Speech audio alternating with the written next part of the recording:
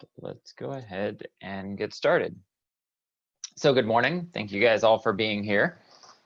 Today we're going to talk about training my sphere of influence for leads. Now this is a really cool class because one of the questions that new agents always ask when they come in is, what is the fastest and easiest way to start getting business?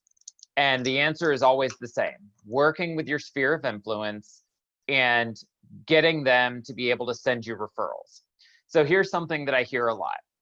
I've come in and none of the people that I know are specifically looking to buy or sell real estate today. And typically that's true. Let's say I have 50 people that I know. Of those 50 people, statistically, people are only going to move every 3 to 5 years anyway. So let's say that all of those 50 have gotten into their home within the last 3 to 5 years and they're not looking to make a change today. Does that mean that nobody that I know has, the potential to get me business? Well, absolutely not. But what happens is a lot of agents don't know how to ask for referrals, so they don't ever get them, or they do it wrong, and we're going to talk about that. So today we're going to talk about how do you train your sphere of influence to be advocates for referring new leads. We're going to identify who your sphere of influence is and which are the most valuable to your business, the top 5 methods for reaching out to your sphere of influence, reviewing the tools and features that work the best for servicing your SOI, reviewing some tips for creating raving fans within your sphere of influence and how to train them for referrals, and then some hot ideas for using social media to work your sphere for referral leads. So again, as I go along, if something comes up that you guys have a question with, feel free to pop it into chat and it pops up with an alert and I'll pop over and see what it is and we'll get it answered for you. So even before you became a real estate agent, okay, so for most of us, real estate is kind of a second or a third career. It's not something, with very few exceptions, and I can only think of a couple off the top of my head, that our first job was in real estate. That's just not typically the case. So as a result, we typically have experience in another field, another industry, something else that we bring into real estate.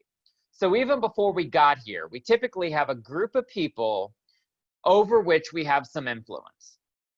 These could be friends, these could be family, these could be people we know. Maybe they're other parents of something that our kids are doing, or people we know from church, or some other community group. We have people that we know that we have some influence over. Now, if you guys have been in any of my classes, probably ever, you know that there's 3 things that somebody has to do in order to be comfortable working with you. They have to know you, they have to like you, they have to trust you. So what we're talking about here is somebody who is going to meet all 3 of those criteria. They know you, they like you, they trust you. You have something in common, whatever that is, and as such, you have developed at least a marginal level of trust. So we kind of have conquered those 3 things. Now, those people, we call them your sphere of influence or your SOI. They include family, friends, those with whom you do business, hairdressers, lawn service person, fellow organization or club members. So these are people that you have some sort of acquaintance or relationship with, okay? So a lot of times people go, okay, well, my sphere of influence is my friends and family. Well, yes, but no, it's bigger than that. We want to kind of limit ourselves to those people that we see regularly, or those people that we share life with pretty frequently. But in turn, our sphere of influence is actually much larger than that. And so one of the keys to this is being able to leverage some of those relationships that you might not even think of at the moment. So I'll tell you guys how I do it. When I have my sphere, they're classified in 3 categories. My A's are people I know. If I ran into them in the grocery store, I would know their spouse's name, their kids' names, their pets' names, what they do for a living. These are people that I know very well, right? My B's would be people that if I ran into them, I would go, oh, hey, John, it's so good to see you. How are the wife and kids? I have some knowledge of them, but I may not hang out with them regularly, but I kind of know who they are. I know a little bit about them. And then my third category are my C's. So these are people that I met at a networking mixer once. Their face looks really familiar. I couldn't necessarily place where I know them from, or maybe I know their name, but I can't really remember where I met them from. Those are my C's, okay?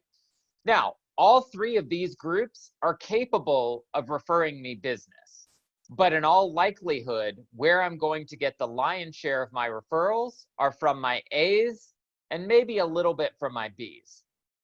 So when I think about developing these relationships, my goal is always going to be to better nurture my A's, to turn my B's into A's, and to learn more about my C's to move them up to a B. Okay, so this is kind of how it works. The bulk of my attention will always be to my A's, because those are the people that know me, like me, trust me, right? Those are the ones that already have that relationship where I don't have to question, hey, if they knew somebody, would they be comfortable sending that person to me? My A's, there's not a question in my mind that they would. Some of my B's probably would, and those are the ones that I want to spend a little more time with, maybe take them out for coffee or take them out for lunch, spend a little bit of time and energy to cultivate those relationships, okay? So what is your sphere, or why is your sphere of influence valuable? Well, referrals from your sphere of influence are loyal leads. Okay, let me just stop there for a second. If you guys haven't yet learned, you're going to very quickly, that it is extremely difficult to establish loyalty with your customers. So here's what happens, and I've had it happen to me, the best of us all have. You work with this customer for 2 months, 3 months, 6 months, right? You get them with a lender, you get them all squared away. Then they call you on a Saturday and go, hey, it's 10 o'clock, there's an open house at noon that I want to go take a look at. Can you show me? You know what, I'm really sorry. I've already got an appointment to show another buyer today. I really can't. But when you go to this open house, just let them know that you're working with an agent and, give them my card. I gave you a stack of them when we got started. Give them my card. Let them know you're working with me. And if it's a house you end up loving, I'm more than happy to go back with you. We can write the offer. We'll take care of it, right? This is the dialogue. What happens? They go to the open house. They completely forget the fact that they're working with you. They neglect to mention it. And they fall in love with this open house. And now the agent working the open house says, hey, no problem. Let's go ahead and get that offer written up. It happens. Happens a lot. So this is why your buyer brokerage agreement is so, so, so important to have. I know it's sometimes awkward to get them to sign that, but that's your protection. So loyalty, extremely difficult to establish in real estate for whatever reason. I don't know why. I don't know if people just like, oh, brand new shiny house, this is the one I want, and then all logic and rationale goes out the window. I really don't know, but it happens. So working from your sphere of influence ensures that you, well, I shouldn't say ensures, it sets a higher probability, that's probably more fair, sets a higher probability that they are going to remain loyal to you, okay? Because it resulted from a personal recommendation where there's already a level of trust in your provided service. So they are more likely to stay loyal to you. Referrals from your sphere of influence are free and easy business. We're not paying for these leads. We're not paying for marketing. These are people that are coming to us for free, and they're more likely to be loyal.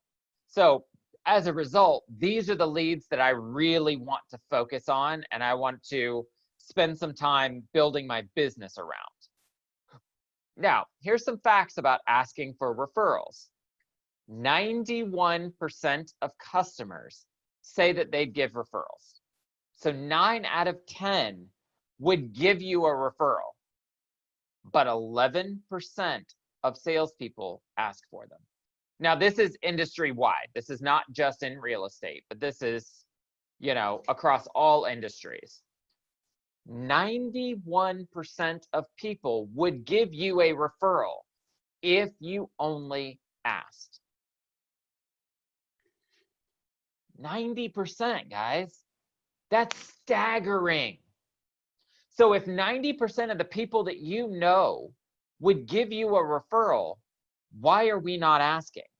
Why are only 10 or 11% of salespeople asking for those referrals?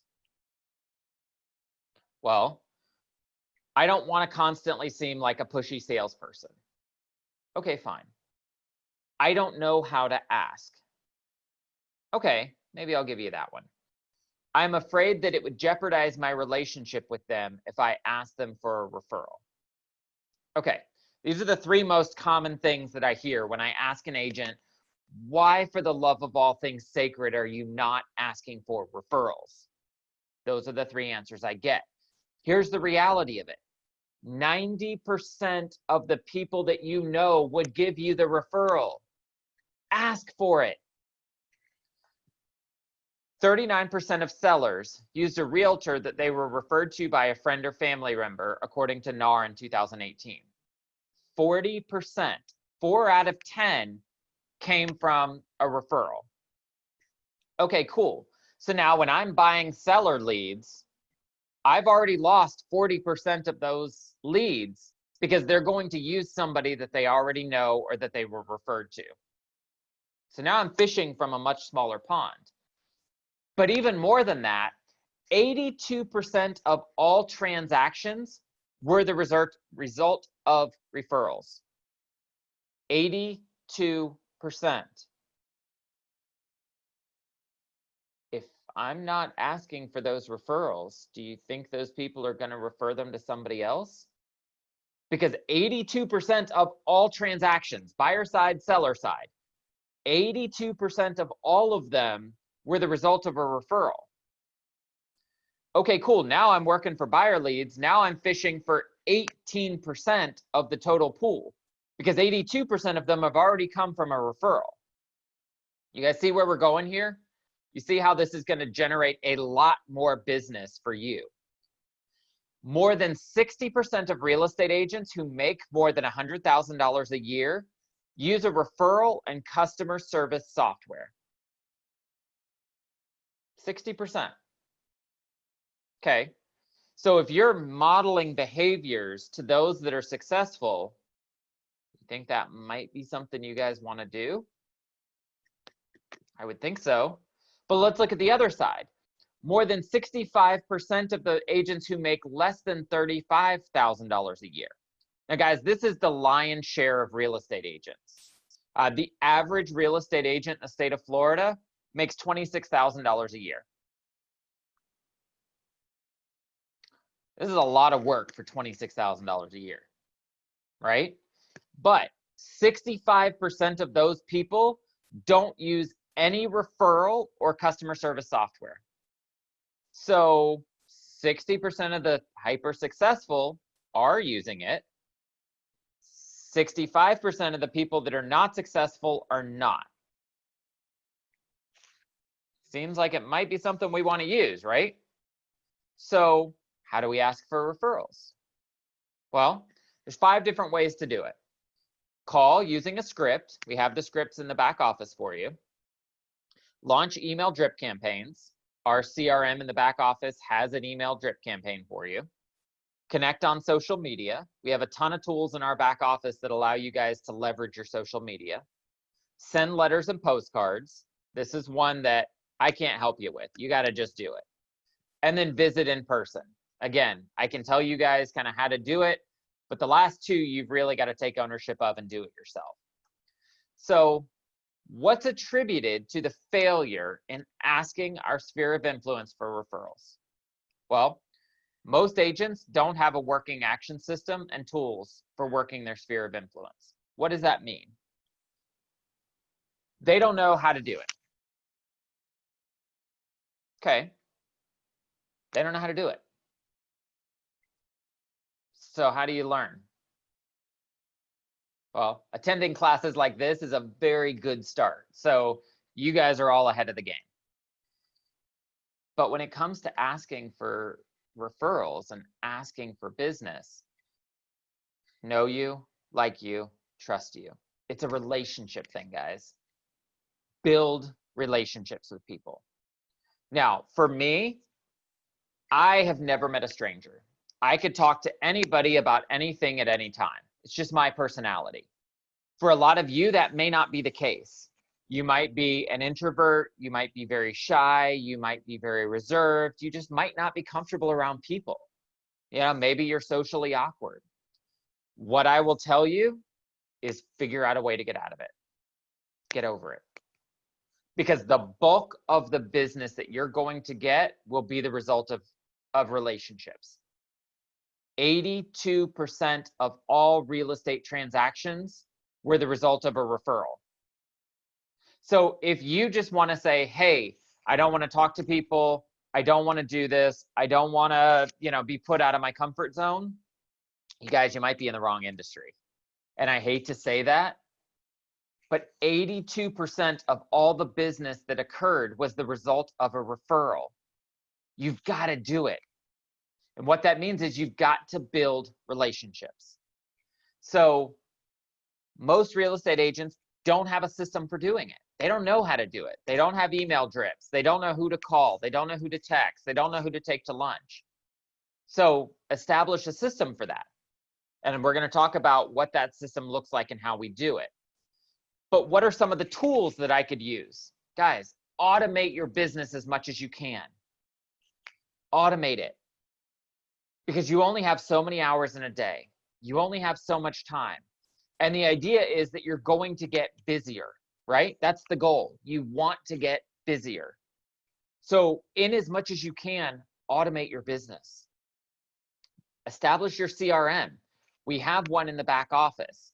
Now, our CRM in the back office is fairly primitive right now, but it works. It's free. It's something that you guys can use. It has a drip campaign. It has the ability to make some notes.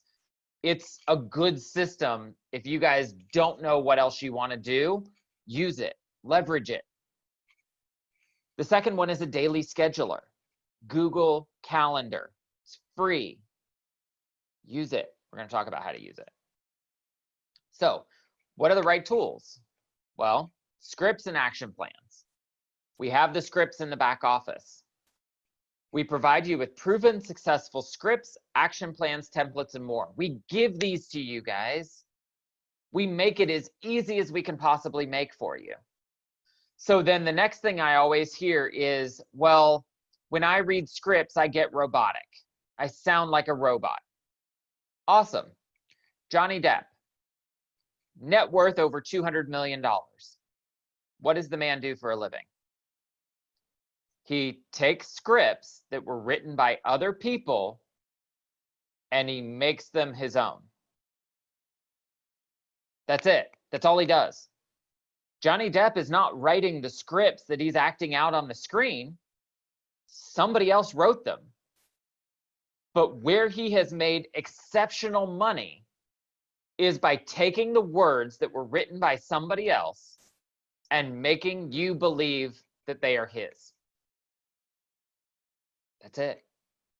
Why can't you do that?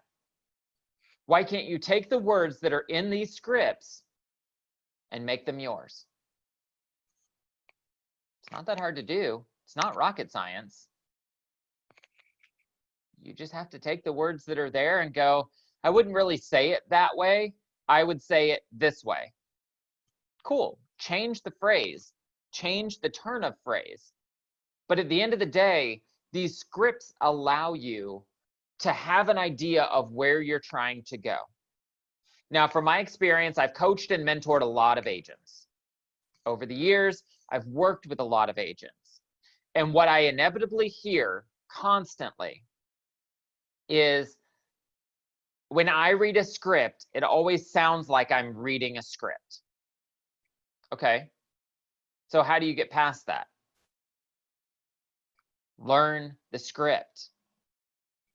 Get it to the point that it sounds like you, that you guys can be comfortable with the words that are on the page and saying them in a way that conveys the way you would want it to sound. Now, this is going to take an investment of time. It's going to take an investment of energy. But guys, it's time well spent. Because when you can understand why you're having the conversations that you're having, the hardest part for people is, I don't want to make the phone call because I don't know what to say. Awesome. The scripts are there to tell you exactly what to say. When you have a conversation with somebody, remember the Ford method. Ford, family, occupation, recreation, and dreams. Family, occupation, recreation, dreams. When you're talking to somebody, don't jump right into sales, because we all have those friends that call us and go, hey, so I just started with Amway. Ah, crap, here it comes, right? Family. Hey, how are the wife and kids? How are the parents? How are the dogs? Occupation. How's your job going? Oh, you just got a new job? That's amazing. You're making more money? Awesome. You've got a new kid on the way? Oh, that's fantastic. Congratulations. Meanwhile, what is this telling me in my head? They might be making a change. They might be looking to upsize, downsize. Kids are going off to college? Awesome. Are you ready to get rid of that big house and maybe move into the condo at the beach? Family, occupation, recreation. Hey, what have you been up to lately? Have you been fishing? Have you been golfing? Have you been, what have you been up to? What are you doing? You're finding points of commonality. Now, as you're having these conversations, make notes. Put them in your notes section so the next time you talk to them, hey, I know you mentioned you had just picked up golf. Been out on the links lately? How's it going? How's your score? You enjoying it? It gives you these things. Now these people think that you are memorizing every aspect of their life. Guys, make notes. The last one is dreams. Hey, what are you working for? What are you going for? Are you going on vacation this year? What are you doing? Why are you doing what you're doing? These are conversation pieces that people want to talk about. So if I called you and I said, hey, do you know anybody looking to buy or sell real estate? No, actually, I really don't. Okay, cool. Have a good day. That was fun. But now I call you and go, hey, John, how are the kids? Oh, they're awesome. They're playing volleyball. They're starting a new school. They're getting ready for high school. They're, playing soccer. They're whatever. Oh, that's awesome. How's the job going? Oh, the job's going great. I just got a promotion, or, whatever it is. We've been working from home more. These are things that people want to talk about.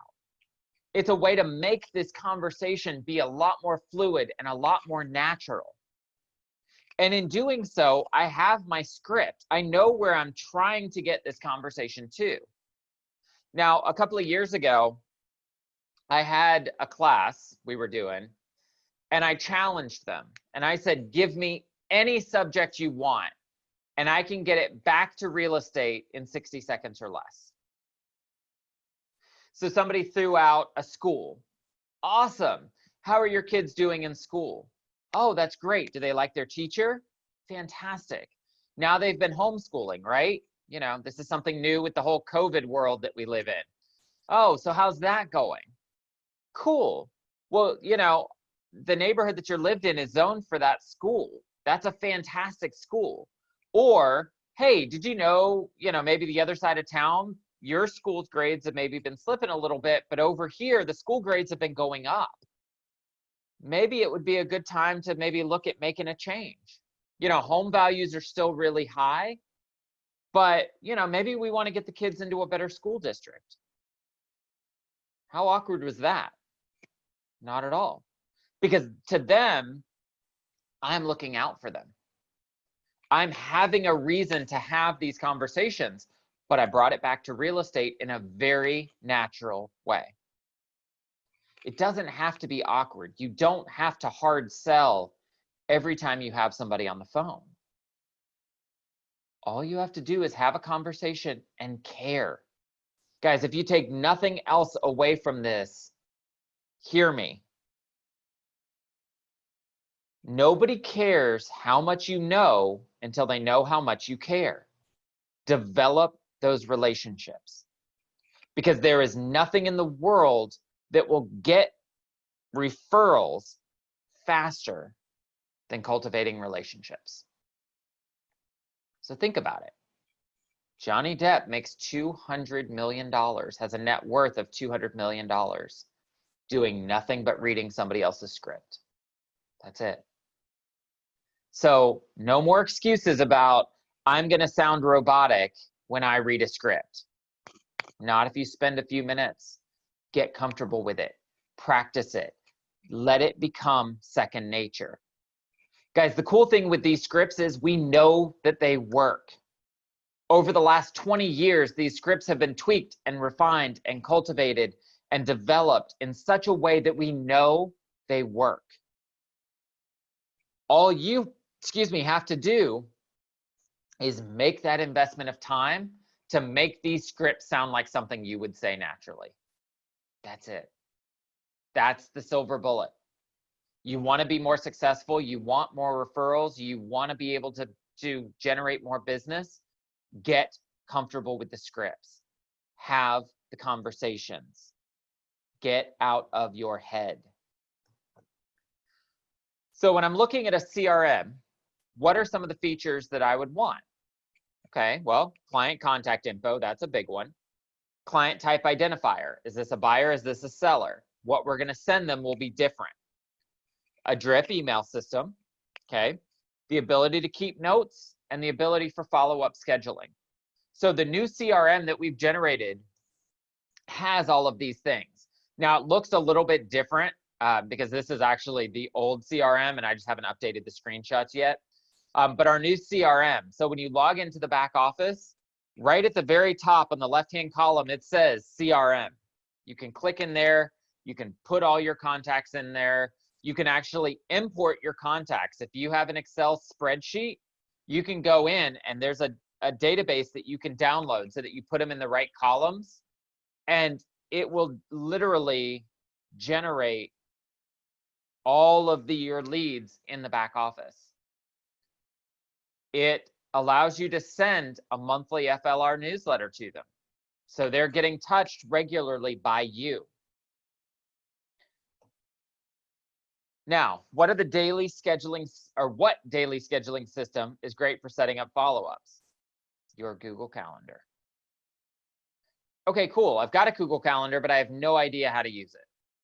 Well, every day, set 5 to 10 people that you want to reach out to that day. 5 people, guys. It's not that overwhelming. Can you make 5 phone calls in a day to people that you know? These are not cold calls. These are just touching base with people that you already have relationships with. This should not be fear or panic inducing for you guys. This should be something pretty quick and easy that you could knock out, but you need to pencil in some time to do it. So every day, add 5 people to your list that you can reach out to. That's it. How do I ask for referrals? Call them, text them. We have the script, My Circle telephone script. Okay, cool. I'm going to call these people, but what do we talk about? Family, occupation, recreation, dreams. Right there. Bring it back to real estate. They're very easy conversations to have. And at the end of the day, it should be fun. They should have value that when you hang up, the person on the other end of the phone goes, oh, I'm really glad Greg called me today. That's it. I'm not harping them for business, because here's what happens. We're talking about occupation, right? Hey, John, how's the job? It's going okay. Everything's fine, whatever. What's the next thing they're going to say? What about you? How's your job? Right? Because in conversation, that's what we've been taught to do. You reciprocate. So, hey, how's the new job? Job's fine. How about you? Oh, actually, you know what? I'm still selling real estate and I'm doing pretty well with it. You know, starting to get some business going, starting to get some deals in there, and I'm getting an opportunity to help people accomplish their dreams. I'm not talking about the money I'm making. I'm not talking about the commissions. I'm not talking about the stress. I'm not talking about the stupid agents that I have to deal with every day, all of you excluded, of course. I'm talking about the fact that I get to help people achieve their dreams and goals. That's kind of good. It makes people feel good, right? I get to help people achieve their dreams by buying or selling a home. So, you know, if you hear of anybody that mentions that they're thinking of buying or selling a home, I'd love the opportunity to work with them. Would you be willing to send them to me? Well, of course they would, because they know you, they like you, they trust you. How hard was that? Was that super awkward? No. That was pretty easy. That's all you have to do. Launch the drip emails. Again, people will refer you if they remember you. Give them a reason to remember you. Put them on a drip campaign, just getting a monthly little drip from you. Sorry, I've got an eyelash. There we go.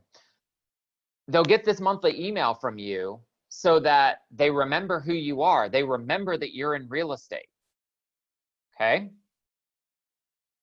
Connect on social media. Guys, this is the easiest way to stay top of mind. Now, Facebook has what they're calling the 90-10 rule. It used to be the 80-20 rule. On your personal Facebook page, they want it to be 90% personal, no more than 10% business. So, how do you do that? Here's how you get around the system. Facebook loves that you share other people's content. Cool. What does that mean? Post to your business page, share to your personal page. Facebook looks at it like, oh, you're supporting somebody else's business. Awesome. That's what they want us to be doing. So I'm not going to originate these Facebook posts, business Facebook posts from my personal page. I'm going to generate them on my business page, and then I'm going to bring them over and share them on my personal page. Cool. But do people just want to see Facebook or real estate posts after posts after post? No, they don't. So what you want to do is mix it up. Follow pages like The Lighter Side of Real Estate, where they post really funny stuff that, while it does pertain to real estate, it also is things that non-real estate people would laugh about because they watch the shows, they know how this goes, right? Or they've talked to you and they know, hey, you know, real estate is a crap show sometimes. They know that. They've bought and sold real estate. They remember how difficult it was. So post content out there that's going to remind people that you're in real estate without shoving it down their throats. What's something else you could do? Well, maybe you're going and having lunch in a community like a locally owned business.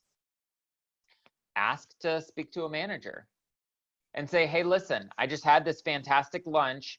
I'm a real estate agent. I work a lot in this area. I'd love it if I could just take 5 minutes and do a quick Facebook Live interview with you and just talk about this amazing lunch that I just had. Would that be okay? Who's going to say no to that? Free advertising for their business. In a world where people never leave good reviews, they only make comments when it's bad. And you're promoting the fact that you're out in the community, supporting locally owned businesses, and showing that you are an expert in your community. What's the downside?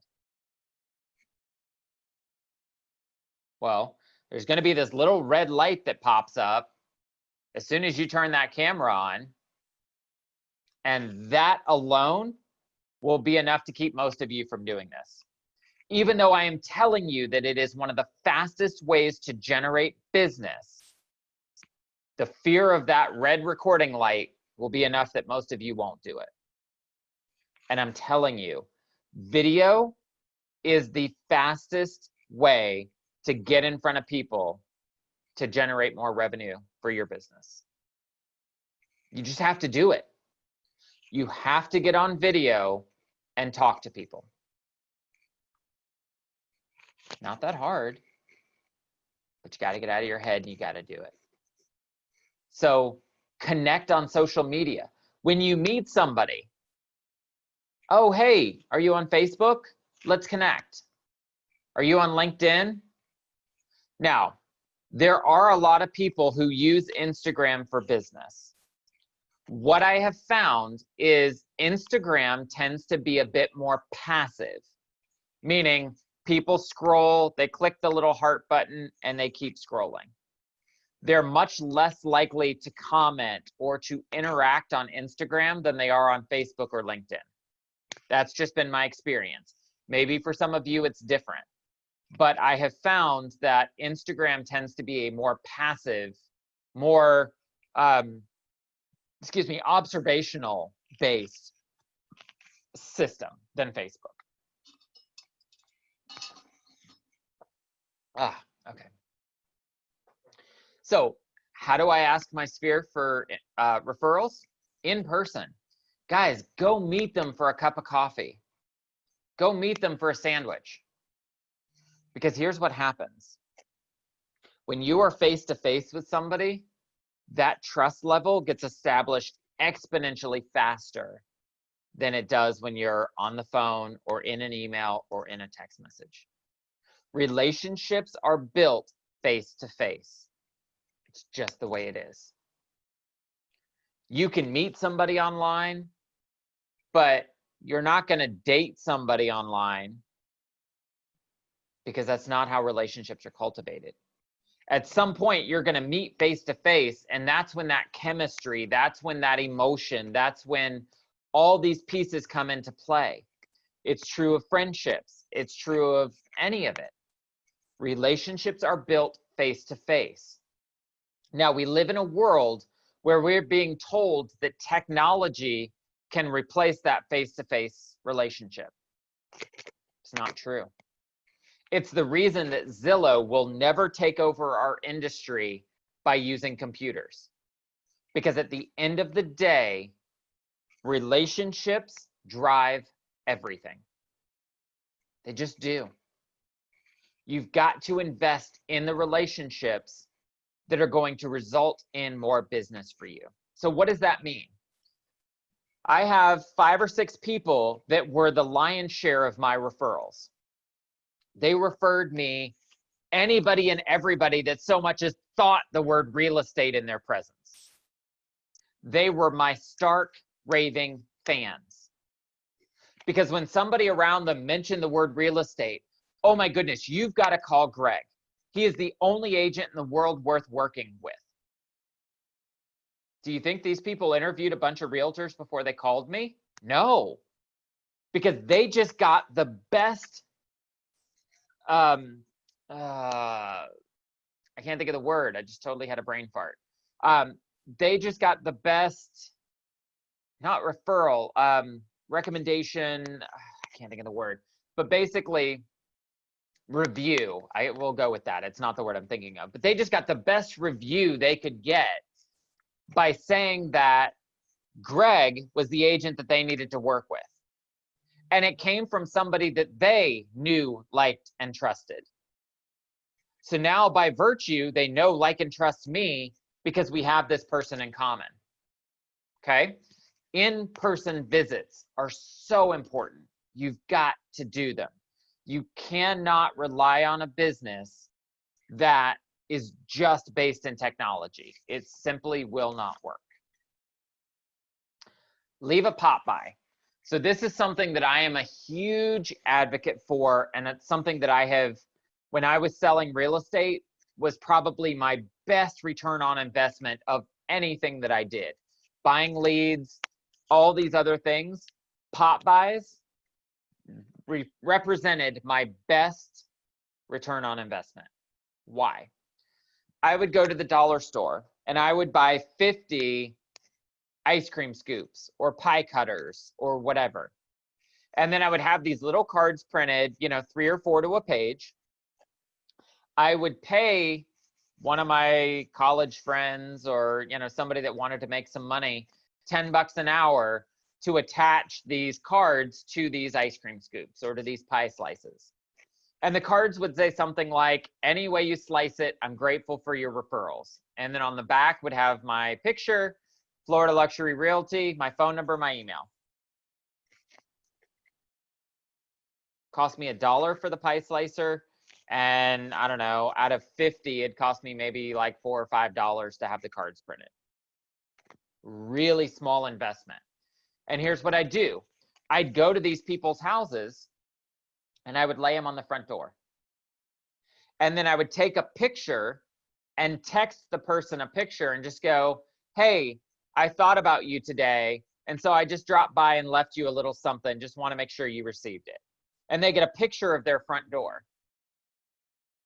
Now, with Ring doorbells and home security and all the others, more often than not, people know that you've been there. And that's fine. Because at the end of the day, all I want to do is show them that I was thinking about them that day. I went out of my way to go leave something for them.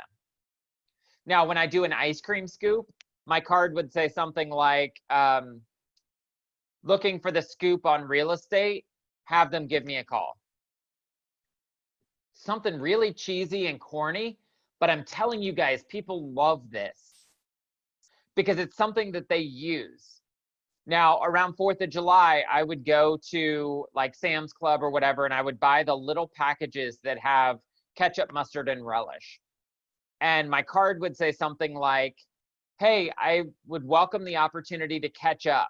There are a lot of agents that don't cut the mustard, so I relish the opportunity to work with your referrals. Super cheesy, but it's something that people absolutely loved. So what do? They take the picture of that card and they post it to their Facebook page and tag me in it and go, hey, I have the greatest real estate agent ever. Out of the blue, he dropped by and left me this present today. How cute is this? Now, what does that do? It gets shared to all the people that they're friends with, whether I'm friends with them or not, and I just got tagged in that post. Do you think those friends are going to remember that when they go looking for a real estate agent? 100%. I can't tell you guys over the years how many referrals I got by doing something stupid as leaving an ice cream scoop or a little 3-pack of condiments on somebody's front door. What did that little 3-pack cost me? $2.88 or something? I mean, it was super cheap. If I got one referral from the $100 I spent that day, was it money well spent? One real estate commission, $150,000, $4,500 commission for $3? I'll take that all day long. Leave Popby gifts. So here are some tips for getting referrals from your sphere of influence. Ask them to call you when they know somebody needing your services. Okay, cool. What do? Hey, here's a stack of my cards. Whenever you know somebody that's looking to buy or sell real estate, hand them my card. That's passive. What do we ask for instead? Hey, when you're talking to somebody that's interested in buying or selling real estate, while you've got them standing next to you, give me a call. What does it do? Hey, this is Greg. Hey, Greg, this is John. I'm here with my friend Tina, who's thinking about selling her house. And I told her that she needed to talk to you. Do you have just a minute? Of course I do. Put her on the phone. Hey, Tina, this is Greg. I'm so glad that, John called you or whoever I was just talking to. I don't know, I'm making up names. Tell me a little bit about the house that you're looking to sell. Okay, 3-bedroom, 2-bathroom, pool home, 2-car garage. Awesome. Do you mind giving me the address? I'd just like to do a little bit of research. Sure. 123 Main Street, Newport Richey. Great. Awesome. What is a good phone number for you? I'd love to follow back up with you and, be able to text you my contact information. Sweet. Perfect. As soon as we hang up, I'm going to text you my information, and that way you have it. I would love the opportunity to maybe sit down and talk to you about kind of what your house is, and, so we can get a good idea of what a realistic price might be. When would be a good time for us to catch up? I'm doing all of this while I have them on the phone, right? So what happens? John gives her my card. Do I have any idea who she is? Do I have any of her information? No, she has my card. When you get somebody to pick up the phone and call you and make that introduction, now all of a sudden you are able to get some information from them. This is active lead generation. And what did it cost me to get that phone call? 3 minutes of my time. And what came out of it? I now have an appointment to sit down with Tina and even if it's just a very informal appointment, just to kind of meet her and talk about what her house is, what the updates are. I'm not trying to get all of this from her over the phone at that first introduction. I just want to get some very basic information and an appointment to follow up. That's it. That's all I want. Don't overcomplicate this. You're going to miss out on at least 50% of those leads if all they do is hand out your card. Because what happens? That card gets dumped in the bottom of a purse, and they may or may not ever think about it again. But what are they going to do? They're going to use somebody, at least 82% of them are going to use somebody that has a referral for them. Pretty easy, right? Always send thank you cards. Guys, I cannot harp on this enough. Now, I'm going to tell you something that I probably shouldn't tell you, but I'm going to tell you anyway. Whenever I got a referral from somebody, you better believe that when that thank you card showed up, there was a little something in there for them. Now, we are not allowed to pay referrals to unlicensed individuals. So I am not paying for that referral. I am sending you a thank you gift for thinking of me, right? I'm not paying for a referral. Hear me. Legally, we are not allowed to pay unlicensed individuals for referrals. But when I send that thank you card, it's going to have a little something in there. Sometimes it could be a $5 Starbucks card. It might be a $100 Target card. It can be whatever you want it to be, but it's just a thank you gift. It's not a referral. There is no expectation that every time they refer somebody to you, they are going to get something in return. That is illegal, and we do not do that. I'll say that again. We do not do that. But when you send a thank you card, if you feel compelled to stick a little something in there for them, go ahead and do that. Do not pay referrals to unlicensed individuals, but understand that your referral sources need to know that they are valued from you. So this is a gray area. Legally, we are doing what is legal and moral and ethical and right, but I want to make sure my referral sources know that they are appreciated. So, handwritten card, take them to lunch, find out what your referrals are into. Don't send them a Starbucks gift card if they don't drink coffee. There is nothing in the world that's going to be worse. I sent this fool a referral and he sent me a Starbucks gift card when he really should know that I don't drink coffee. What do? Well, I love Publix. I love, whatever, Outback Steakhouse, whatever it is. Send them something that they're going to appreciate. Barnes & Noble, maybe they love to read books. Send them a Barnes & Noble gift card. Whatever it is, know your referrals and thank them appropriately.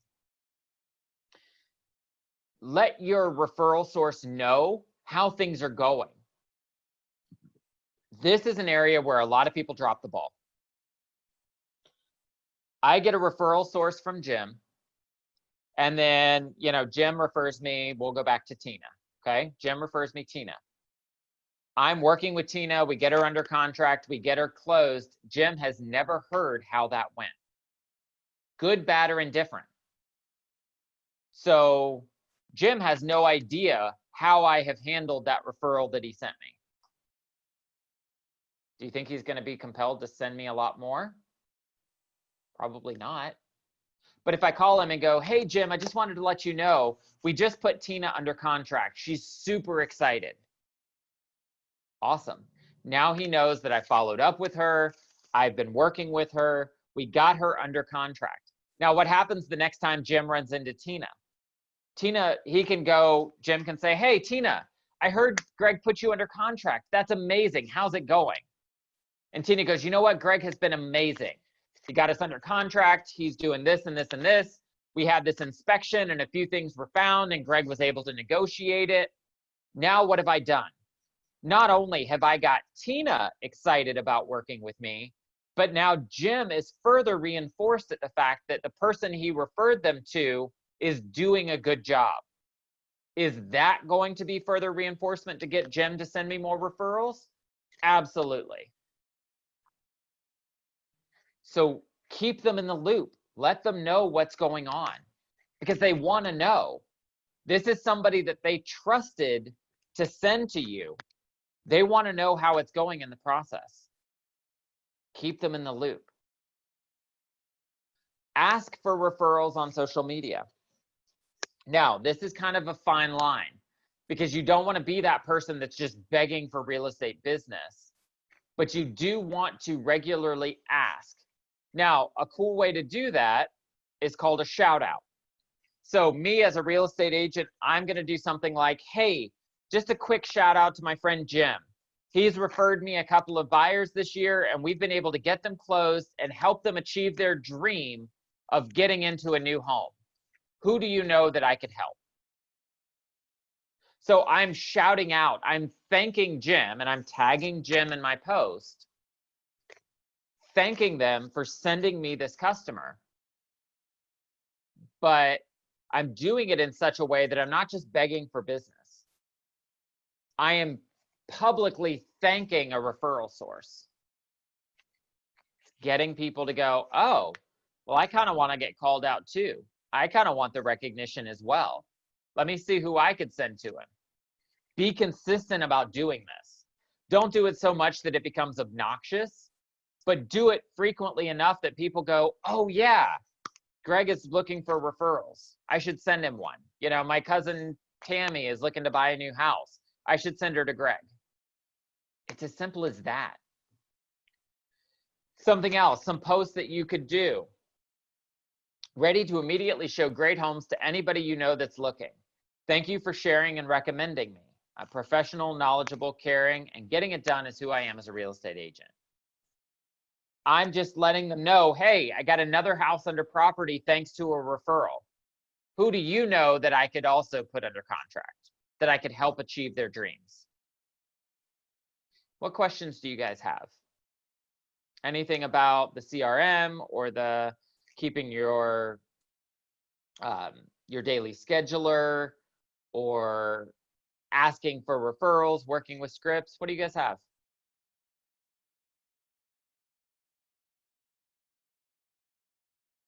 Come on, surely you guys have questions. I know I'm good, but surely you don't have some questions. All right. So that's what I have for you guys today. I mean, at the end of the day, working by referral is one of those things that you can do that's just absolutely going to generate business for you. It just will. 10 deals a year, easily. When I was doing real estate, I was attributing at least 1 to 2 deals a month just to referrals. That's not buyers I was picking up from listings that I had. That's not, you know, any of the other things that I was doing to generate business. I was easily attributing 1 deal a month just to a referral source. So be specific. Now, one other thing I want to add to this, and this is important, and I meant to touch on it earlier and I forgot. when do you ask for referrals? Okay, so typically, how do we do it? We get to closing, and then we tell them, hey, that was a great experience. Thanks so much for being able to work, for allowing me to work with you. If you guys know anybody looking to buy or sell in the future, send them to me. Okay, what's the problem with that? When a buyer or seller is in the process of doing that transaction, their brain is keyed in to real estate. What happens once they close the transaction? They're now focused on decorating. They're focused on painting. They're focused on whatever else. They're not focused on buying or selling real estate anymore. So what I do is when I start working with a customer, I set the expectation right up front. By the time this transaction is done, I want 2 referrals from you. Because here's what's going to happen. Let's say, for example, that I am in the market for a new Jeep. What's going to happen? My brain is going to see every Jeep in whatever color I'm looking to buy everywhere. So let's say I want a blue Jeep. My brain is going to find blue Jeeps everywhere. I'm going to see them in traffic. I'm going to see them in parking lots. It's that primal part of our brain that focuses on whatever it is that we are intent on, what we are fixating on. It's the same thing in real estate. When a buyer or seller is in the midst of a real estate transaction, their brain focuses in on that. So they're going to hear around them the word real estate, buying, selling, home, whatever it is. Their brain fixates on this. That's when we should be asking for referrals, right up front. And guess what? When I set that expectation, what I tell them is, listen, I work by referral. So what that means is, by the time this deal is done, I will want you to have sent me 2 people. And by the time this transaction is done, you will know that I am the only agent that you should be referring people to. Because I'm going to do such a good job with you that you're going to want to send people to me. That's the promise I'm going to make to you day one, right up front. I'm going to be the best real estate agent you could ask to work with. And then you've got to do it. You've got to live up to it. Because working by referral is not something that happens once. It's something that happens over and over and over. I have one referral source, sweet old lady, sold her an $80,000 house, okay? This woman has referred me over $2 million worth of transactions on an $80,000 sale. Now, this is over the course of 4 years, I'd say. She just sent me business. Because at the end of the day, I did such a great job with her that anytime anybody mentions the word real estate, I am the only person she will let them call. It's really easy business. $2 million at 3%, that's $60,000 in income that I can attribute to this one woman that I sold an $80,000 house to. You have to get people that refer you business because they believe in who you are and they believe in what you do. That's it. That's the key. So you guys could easily be closing an additional 1 to 2 deals a month just by asking for referrals in the right way. So thank you. I'm glad you guys were here. I hope that was helpful and that you took a lot away from it. And as always, if there's anything you need or anything we can do for you, feel free to reach out. I'm always here to help. In the meantime, make it a great week, and we will talk to you again soon. Have a great day.